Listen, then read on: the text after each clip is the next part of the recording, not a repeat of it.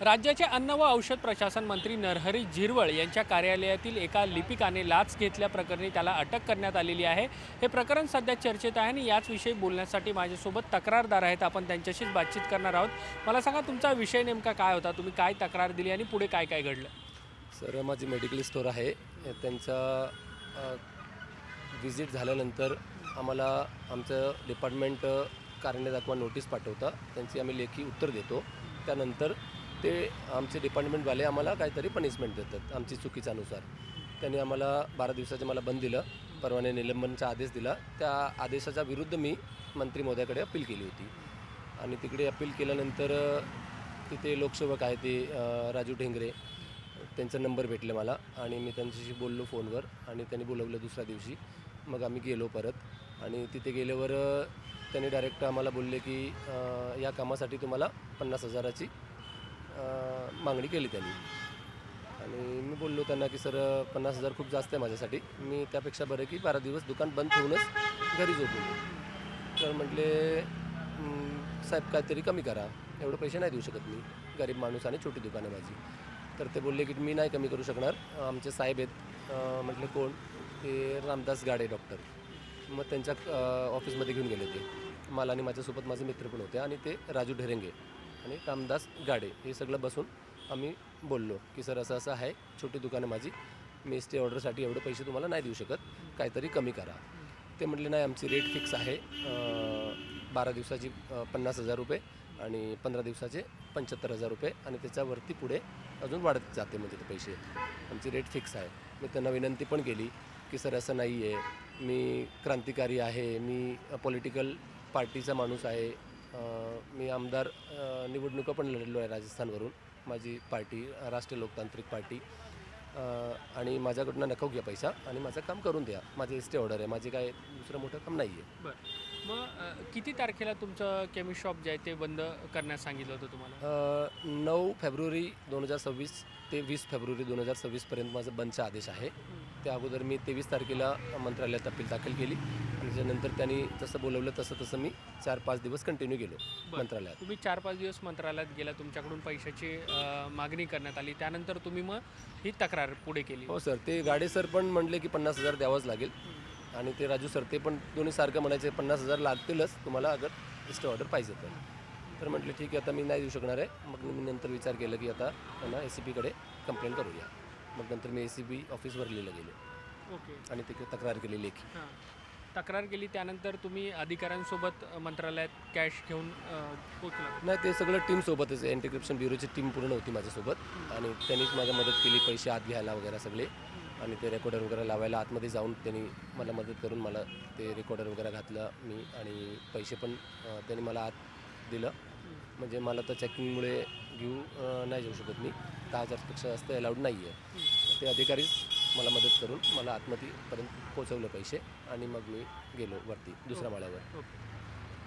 ढेरंगेंच्या सांगण्यावरून तुम्ही गाड्यांना भेटला आणि दोघांनीही पैशाची मागणी केली। दोघे काय म्हणत होते तुम्हाला?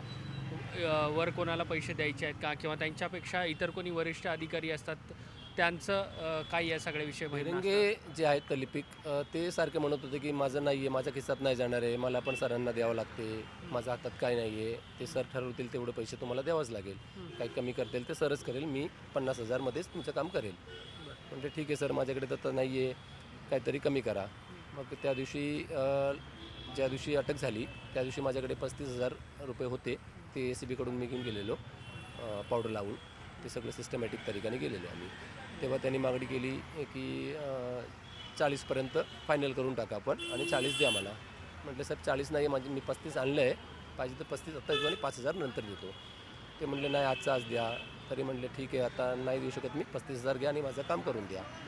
आणि नंतर त्यांनी मग पैसे माझ्याकडनं घेतले ऑफिसमध्येच आणि त्याला अटक केली ACPने। या सगळ्या अटकेच्या प्रकरणानंतर या खात्याचे जे मंत्री आहेत नरहरी झिरवळ, त्यांच्यावरती देखील जोरदार टीका केली जाते। या ज्या काही अधिकाऱ्यांचा तुम्ही उल्लेख करता, त्यांच्याकडून काही मंत्र्यांबाबतचा उल्लेख करण्यात आला होता का संभाषणादरम्यान? नाही सर, मंत्री महोदयांची माझी भेट झाली नाही आणि नाही माहीत त्यांच्याशी भेट काय बातमी झाली आमची फक्त रामदास गाडे आणि ते ढेरेंगे सरांचीच बोलणी झाली आणि सगळं ठरवलं आणि पैसे पण त्यांनीच घेतलं ढेरेंगे सरांनी आणि गाडे सर फक्त मागणी गाडे सरांना पण केली आणि ढेरेंगे सरांना पण केली.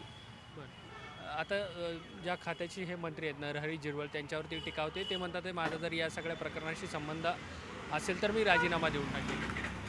बघा सर, त्यांचं मंत्रिमंडळ आहे, ते सुप्रीमो आहे मंत्रिमंडळांचं, त्यांची पण जबाबदारी असली पाहिजे.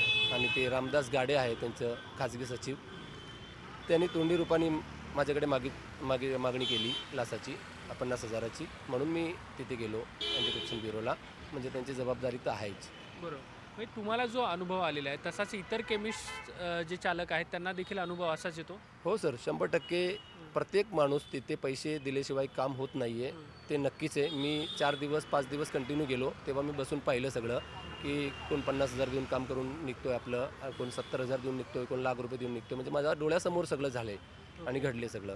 आणि मी विचारलं पण लोकांना, तुम्ही किती दिलं, तुमचं काम का झालं? ते बोलतात मी पैसे दिले, 50,000 दिले, कोण म्हणतोय 70,000 दिले. तुमचं काम काय राहून गेलं? म्हटलं मी पैसे दिले नाही म्हणून.